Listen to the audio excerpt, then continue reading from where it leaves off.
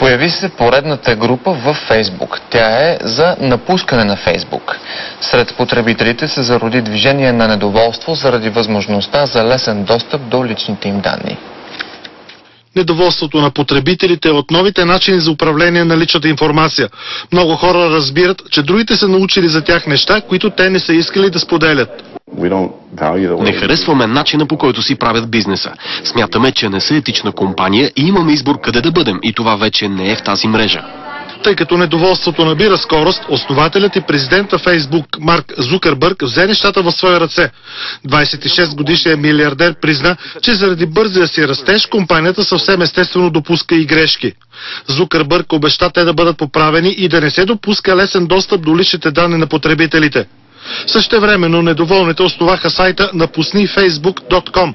За сега те са малко над 23 000, което е капка в морето в сравнение с близо 500 милиона потребители по цял свят.